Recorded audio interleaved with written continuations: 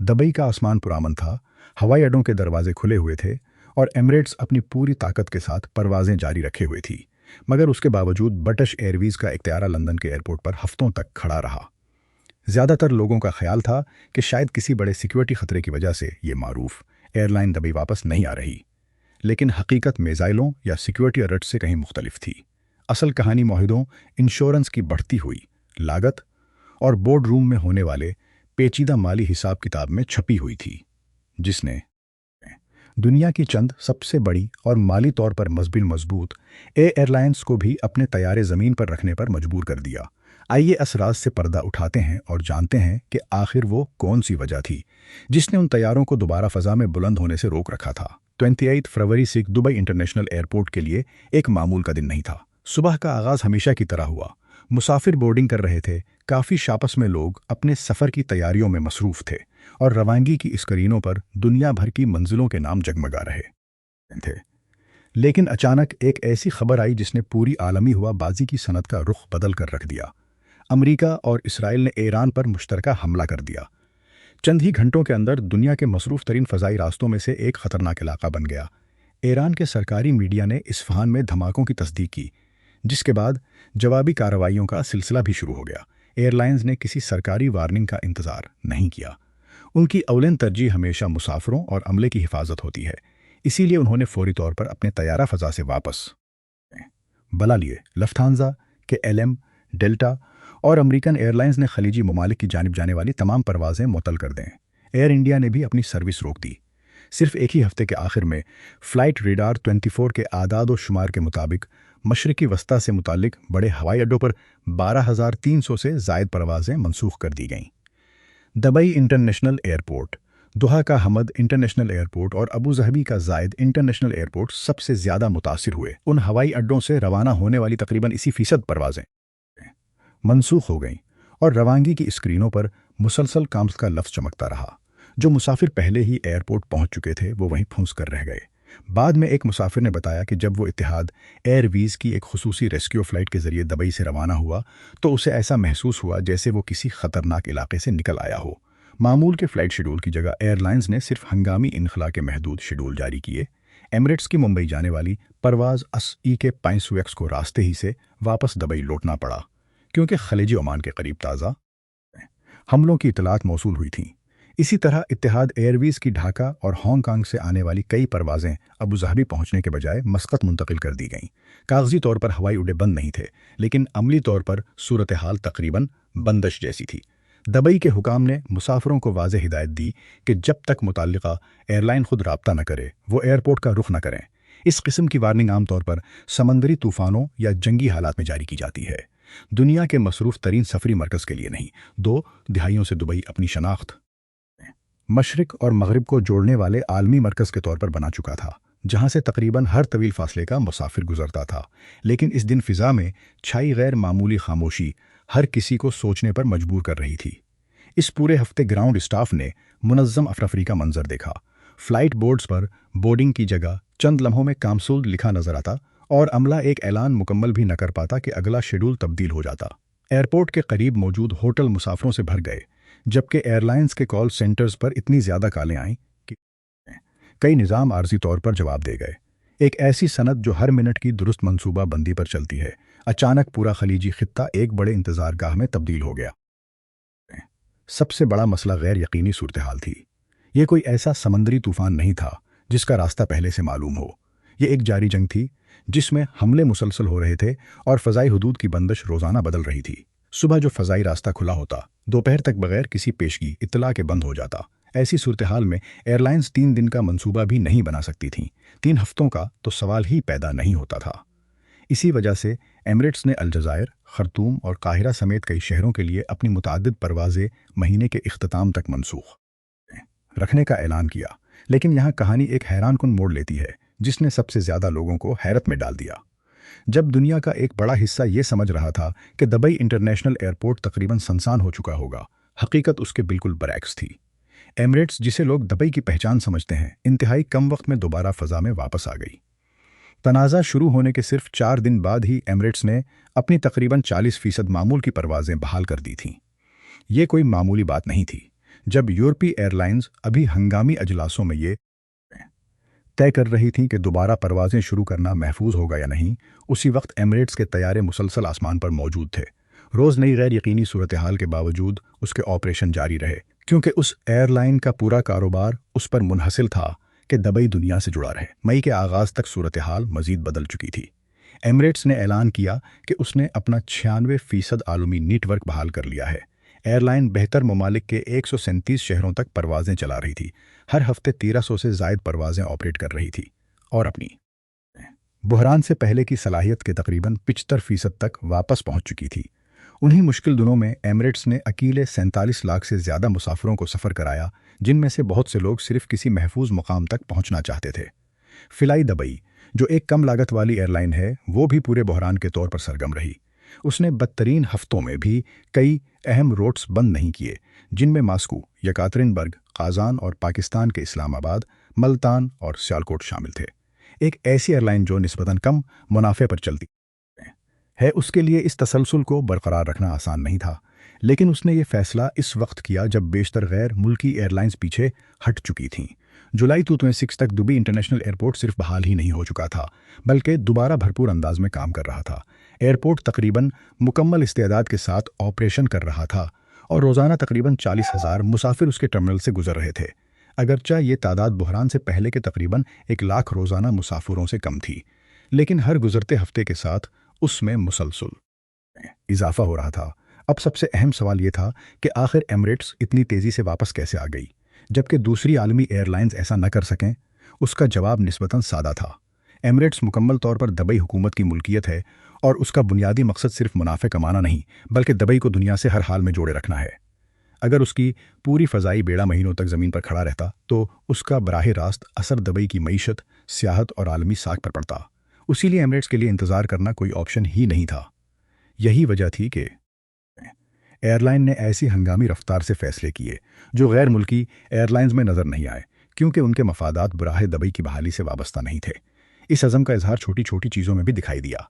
बहरान के इब्तदाई दिनों ही में एमिरेट्स ने मुसाफिरों के लिए जंगी ख़तरात से मुताल्लिक़ सफरी रहनुमाई जारी कर दी, जबकि उसके कई आलमी हरीफ अभी तक अपनी सरकारी पोजीशन तय करने में मसरूफ़ थे।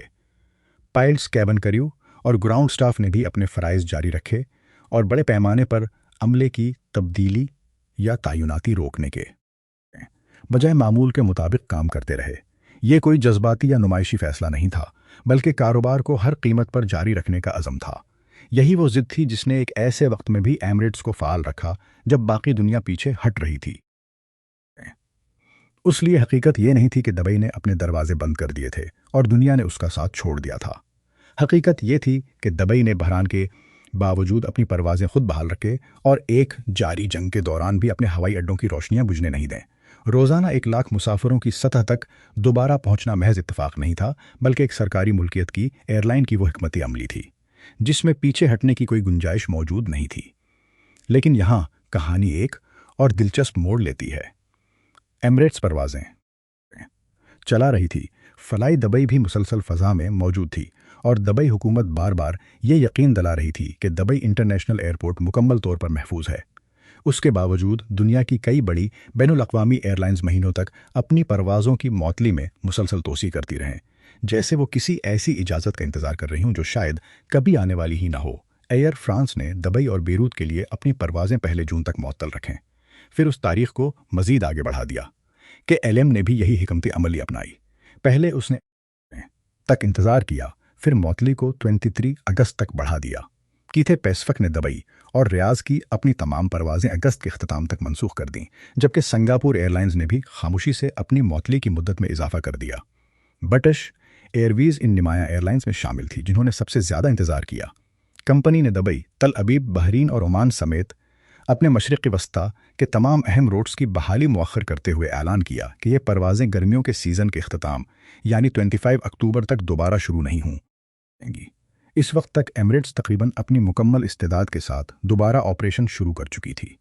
बाद में भी ब्रिटिश एयरवेज़ ने वाज़ेह किया कि वापसी के बाद भी इब्तिदा में सिर्फ महदूद शेड्यूल के साथ परवाज़ें चलाई जाएंगी, मुकम्मल सर्विस फौरी तौर पर बहाल नहीं होगी। ये फहरिस्त मुसलसल तवील होती गई। एजियन एयरलाइंस ने अपनी दुबई परवाज़ें 31 अगस्त तक मनसूख रखें। ایئر کینیڈا نے دبئی اور تل ابیب کے لیے اپنی سروس 7 ستمبر تک معطل کر دی۔ قازقستان کی ایئر آستانہ نے الماتے سے دبئی جانے والی پروازیں 31 اگست تک روک دیں۔ لیٹویا کی ایئر بالٹک نے اپنی واپسی اکتوبر کے آخر تک مؤخر کر دی، جبکہ فن ایئر نے مارچ میں ہی اپنی تمام دبئی پروازیں منسوخ کرتے ہوئے اعلان کیا کہ وہ صرف سردیوں کے شیڈول کے مطابق دوبارہ سروس شروع کرے گی۔ لفتھانزا گروپ کی یورو ونگز نے بھی اپنی معطلی 24 اکتوبر تک برقرار رکھی، جبکہ وز ایئر نے تو اپنی سرگرمیاں غیر معینہ مدت کے لیے معطل کر دیں اور واپسی کی کوئی حتمی تاریخ ہی نہیں دی۔ اگر غور سے دیکھا جائے تو یہ کوئی چھوٹی یا علاقائی ایئر لائنز نہیں تھیں، یہ دنیا کی چند سب سے بڑی، سب سے زیادہ منافع بخش اور بہترین وسائل رکھنے والی فضائی کمپنیاں تھیں۔ ان کے پاس خطرات کا جائزہ لینے، فضائی راستوں کی منصوبہ بندی کرنے اور ہنگامی حالات سے نمٹنے کے لیے مکمل شعبے موجود تھے۔ اس کے باوجود ان میں سے کوئی بھی اس عالمی اور منافع بخش مرکز یعنی دبئی میں جلدی واپس آنے کے لیے تیار نظر نہیں آ رہا تھا۔ دلچسپ بات یہ تھی کہ ہر ایئر لائن نے اپنی عوامی وضاحت تقریباً ایک ہی انداز میں پیش کی۔ سب نے نہایت محتاط الفاظ استعمال کیے، مسافروں کو مفت ری بکنگ اور مکمل ریفنڈ کی سہولت دی، معذرت بھی کی، لیکن وجہ صرف ایک مبہم جملے میں بیان کی گئی: ناگزیر آپریشنل رکاوٹیں۔ ایئر انڈیا نے بھی تقریباً یہی الفاظ استعمال کیے۔ یہ ایسا جملہ تھا جس کا مطلب کچھ بھی ہو سکتا تھا، لیکن حقیقت میں کچھ واضح نہیں بتاتا تھا۔ یہ ابہام اتفاقیہ نہیں تھا۔ کوئی بھی ایئر لائن یہ کھل کر تسلیم نہیں کرنا چاہتی تھی کہ اتنے مناقش روٹ کو بند رکھنے کی اصل وجہ حفاظتی خطرہ نہیں بلکہ مالی حساب کتاب تھا۔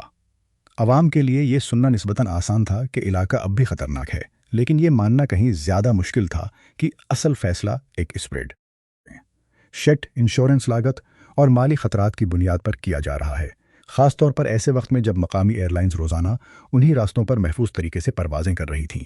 تاہم ایک شخص ایسا تھا جس نے یہ بات کھل کر سب کے سامنے رکھ دی: پال گریفتھس، جو دبئی ایئرپورٹس کے چیف ایگزیکٹو ہیں اور دبئی انٹرنیشنل ایئرپورٹ کے تمام آپریشنز کی نگرانی کرتے ہیں۔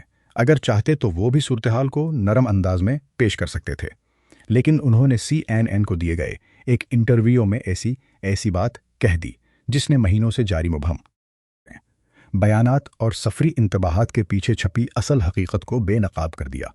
جب ان سے پوچھا گیا کہ اتنی بڑی عالمی ایئر لائنز ابھی تک دبئی کیوں واپس نہیں آ رہیں، تو ان کا جواب نہ فضائی حدود کے خطرات سے متعلق تھا، نہ ہی ایئرپورٹ کی سیکیورٹی سے۔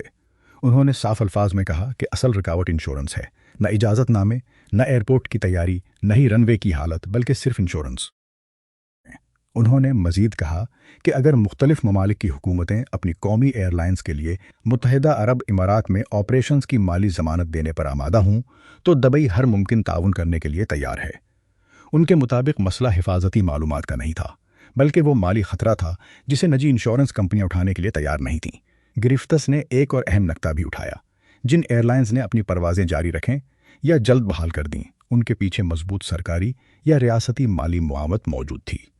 ایمریٹس دبئی حکومت کی ملکیت ہے اور اتحاد ایئر ویز ابوظہبی حکومت کی۔ ان ایئر لائنز کو جنگی خطرات کی انشورنس کے لیے نجی کمپنیوں پر مکمل انحصار نہیں کرنا پڑتا، کیونکہ ان کے پاس پہلے سے ہی ریاستی پشت پناہی موجود ہوتی ہے۔ اس کے برعکس پیرس، ایمسٹرڈیم یا ٹورنٹو سے چلنے والی نجی ایئرلا صرف اپنی مرضی سے نہیں کر سکتے جہاں جنگی خطرات موجود ہوں۔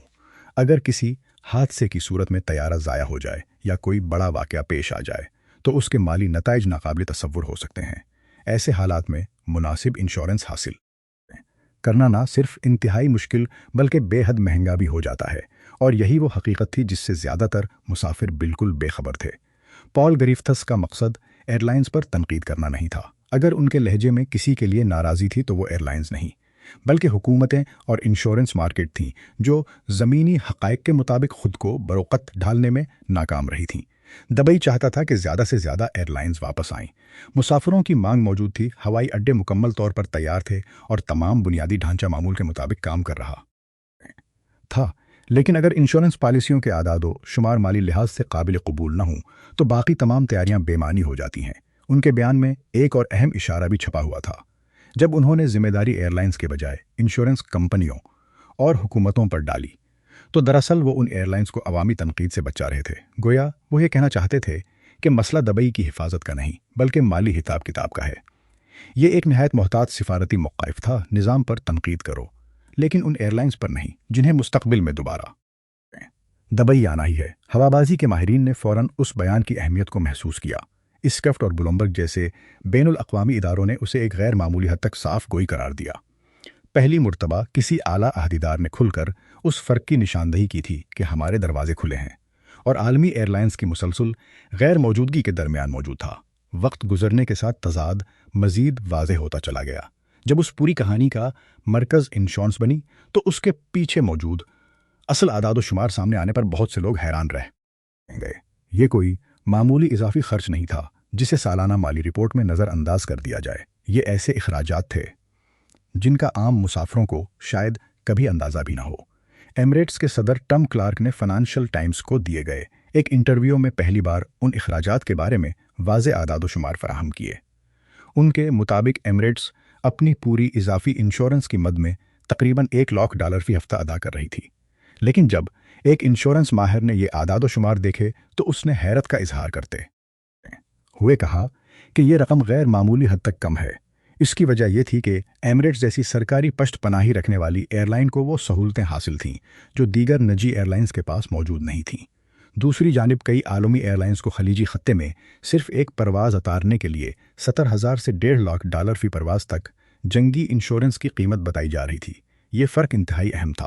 ایمریٹس تقریباً $1,00,000 پورے ہفتے میں اپنی مکمل فضائی بیڑے کے لیے ادا کر رہی تھی، جبکہ کئی دوسری ایئر لائنز کو صرف ایک پرواز کے لیے اس سے بھی زیادہ رقم ادا کرنا پڑ رہی تھی۔ جب ایک ہفتے میں متعدد پروازوں کا حساب لگایا جائے تو یہ لاگت محض ایک اضافی کاروباری خرچ نہیں رہتی، بلکہ پورے روٹ کو بند کرنے کی ایک مضبوط مالی وجہ بن جاتی ہے۔ یہی وہ حقیقت تھی جس پر عام طور پر بہت کم بات ہوئی۔ اصل مسئلہ یہ نہیں تھا کہ غیر ملکی ایئر لائنز دبئی کو زیادہ خطرناک سمجھتی تھیں۔ ہزاروں مسافر روزانہ محفوظ طریقے سے وہاں اتر اور روانہ ہو رہے تھے۔ اصل مسئلہ یہ تھا کہ جاری جنگی ماحول میں سرکاری مالی ضمانت کے بغیر وہاں پروازیں چلانا مالی لحاظ سے ایک انتہائی مہنگا اور خطرناک سودا بن چکا تھا۔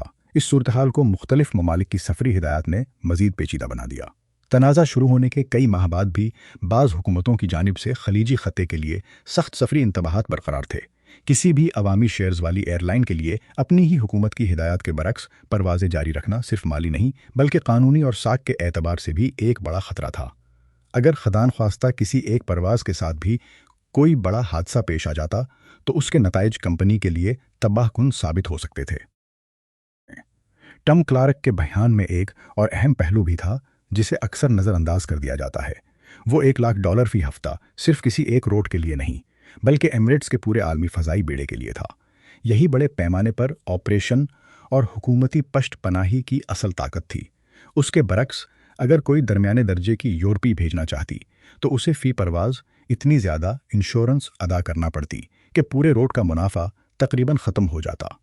انشورنس بروکرز نے بھی مختلف صنعتی جرائد کو بتایا کہ مارکیٹ نے اس نوعیت کے طویل عرصے تک جاری رہنے والے جنگی خطرات کا پہلے کبھی سامنا نہیں کیا تھا۔ عام طور پر جنگی انشورنس مختصر اور واضح نوعیت کے واقعات کے لیے تیار کی جاتی ہے، لیکن اس بار صورتحال مختلف تھی۔ کئی مہینوں تک جاری رہنے والی غیر یقینی کیفیت نے انشورنس کمپنیوں کو بھی پریشان کر دیا، جس کے نتیجے میں پریمی میں مسلسل بڑھتے گئے اور ان میں استحکام پیدا نہ ہو سکا۔ گویا ایئر لائنز ایک ایسی صورتحال کے لیے انشورنس حاصل کرنے کی کوشش کر رہی تھیں جس کے لیے خود انشورنس انڈسٹری کے پاس بھی کوئی تیار ماڈل موجود نہیں تھا۔ یہی وجہ تھی کہ اخراجات مسلسل بلند رہے اور عالمی ایئر لائنز کی واپسی بار بار مؤخر ہوتی چلی گئی۔ جب دوسری ایئر لائنز انتظار کر رہی تھیں، ایمریٹس نے فیصلہ کیا کہ وہ اس کا حل خود تلاش کرے گی۔ اگر اصل رکاوٹ انشورنس ہے تو اس کا حل صرف حکومتوں یا انشورنس کمپنیوں کے فیصلوں کا انتظار کرنا نہیں بلکہ ایک نیا راستہ اختیار کرنا ہے۔ جون 2026 میں فنانشل ٹائمز کو دیے گئے ایک انٹرویو میں ایمریٹس کے صدر ٹم کلارک نے تصدیق کی کہ ایئر لائن براہ راست انشورنس کمپنیوں کے ساتھ مل کر ایک نیا سفری انشورنس پروگرام تیار کر رہی ہے جو دبئی آنے یا دبئی کے ذریعے سفر کرنے والے مسافروں کے لیے مخصوص ہوگا۔ کاغذ پر اس منصوبے کا مقصد بہت سادہ دکھائی دیتا تھا، لیکن عملی طور پر یہ ایک بڑا قدم تھا۔ اس کا اصل ہدف ان مسافروں کے خوف کو ختم کرنا تھا جو سفر کا فیصلہ مؤخر کر رہے تھے۔ ٹم کلارک نے مسئلے کی وضاحت کرتے ہوئے کہا کہ بہت سے مسافر چاہے وہ کسی بھی ایئر لائن سے سفر کریں معمول کی سفری انشورنس حاصل نہیں کر پا رہے تھے۔ یہی غیر یقینی کیفیت بکنگ پر براہ راست اثر ڈال رہی تھی، حتیٰ کہ ان روٹس پر بھی جہاں پروازیں معمول کے مطابق چل رہی تھیں۔ ایمریٹس کا حل یہ تھا کہ جہاں عام انشورنس کمپنیاں مکمل یقین دہانی فراہم نہیں کر رہیں، وہاں خود ایمریٹس مسافروں کو زیادہ اعتماد دے۔ مقصد صرف یہ نہیں تھا کہ مسافر دبئی پہنچ جائیں، بلکہ یہ یقین بھی دلایا جائے کہ اگر حالات بدل جائیں تو انہیں ہر صورت اپنے گھر واپس پہنچایا جائے گا، چاہے اس کے لیے واپسی کا انتظام کسی دوسری ایئر لائن کے ذریعے ہی کیوں نہ کرنا پڑے۔ یہ ایک انتہائی اہم نکتہ تھا۔ ٹم کلارک کے مطابق زیادہ تر مسافروں کا سب سے بڑا خوف یہ نہیں تھا کہ وہ دبئی پہنچ سکیں گے یا نہیں، بلکہ یہ تھا کہ اگر حالات خراب ہو گئے تو وہ واپس کیسے آئیں گے۔ ایک ایسی سفری انشورنس جو مناسب قیمت پر واپسی کی ضمانت دے، اسی ذہنی خوف کو ختم کرنے کے لیے تیار کی جا رہی تھی۔ دلچسپ بات یہ تھی کہ تمام مشکلات کے باوجود دبئی کی طلب کبھی ختم نہیں ہوئی۔ ٹم کلارک نے بتایا کہ لندن سے دبئی جانے والی کئی پروازیں مکمل طور پر بھر کر روانہ ہو رہی تھیں، حالانکہ بہت سے مسافروں کے پاس مکمل سفری انشورنس موجود نہیں تھی۔ اس کا مطلب واضح تھا، لوگ اب بھی دبئی جانا چاہتے تھے۔ مسئلہ مسافروں کی دلچسپی نہیں تھا، بلکہ ان کے اعتماد کو بحال کرنا تھا۔ یہی وہ مقام ہے جہاں ایمریٹس اپنے حریفوں سے مختلف نظر آتی ہے۔ جب پوری صنعت انتظار کر رہی تھی، بلکہ مسئلے کا عملی حل تلاش کرنا شروع کر دیا۔ اس کی حکمت عملی ہمیشہ یہی رہی ہے کہ پہلے قدم اٹھایا جائے اور پھر راستے میں آنے والے مسائل کو حل کیا جائے۔ اس میں ایک اہم کاروباری پہلو بھی پوشیدہ تھا۔ ہر وہ مہینہ جس میں برٹش ایئرویز کے LM یا دیگر بڑی ایئر لائنز زمین پر کھڑی رہیں، اسی دوران ایمریٹس اور فلائی دبئی لاکھوں نئے مسافروں کے ساتھ تعلقات قائم کرتی رہیں۔ بار بار سفر کرنے والے مسافر اچھی طرح یاد رکھتے ہیں کہ مشکل وقت میں کون سی ایئر لائن ان کے ساتھ کھڑی تھی۔ جب دوسری ایئر لائنز آخرکار واپس آئیں گی تو ممکن ہے مارکیٹ پہلی بدل چکی ہو۔ اگرچہ ایمریٹس کا نیا انشورنس پروگرام ابھی تکمیل کے مراحل میں تھا، لیکن اس کا بالکل واضح تھا، اس کا مقصد بالکل جو تھا، مسافروں کو صرف اعتماد نہیں بلکہ عملی ضمانت فراہم کرنا۔ آخرکار برٹش ایئرویز کا وہ طیارہ جو کئی مہینوں تک ہیتھرو ایئرپورٹ پر کھڑا رہا، دوبارہ فضا میں بلند ضرور ہوا، مگر محدود شیڈول کے ساتھ۔ حقیقت یہ تھی کہ وہ کسی فوری ہستی خطرے کی وجہ سے زمین پر نہیں رکا تھا، بلکہ مالی حساب کتاب، انشورنس کی بڑھتی ہوئی لاگت اور کاروباری فیصلوں نے اسے روکے رکھا تھا۔ دوسری طرف دبئی مسلسل پروازیں جاری رکھے ہوئے تھا، اور اس نے ایک بار پھر ثابت کر دیا کہ مضبوط عالمی مراکز ہمیشہ اجازت کا انتظار نہیں کرتے، بلکہ مشکل حالات میں بھی اپنے راستے خود بناتے ہیں۔ اب اصل سوال یہ ہے کہ اگلی بڑی ایئر لائن کون سی ہوگی جو مکمل طور پر دبئی واپس آئے گی، اور کون سی ایئر لائن اس دوڑ میں ہمیشہ کے لیے پیچھے رہ جائے گی۔ اگر آپ کو ہوا بازی کی دنیا کے پس پردہ حقائق پر مبنی ایسی ویڈیوز پسند آتی ہیں تو ویڈیو کو لائک کریں، کمنٹ میں اپنی رائے ضرور بتائیں کہ آپ کے خیال میں کون سی ایئر لائن سب سے پہلے مکمل آپریشن بحال کرے گی، اور مستقبل میں ایسی مزید معلوماتی ویڈیوز دیکھنے کے لیے ہمارے چینل کو سبسکرائب کرنا نہ بھولیں۔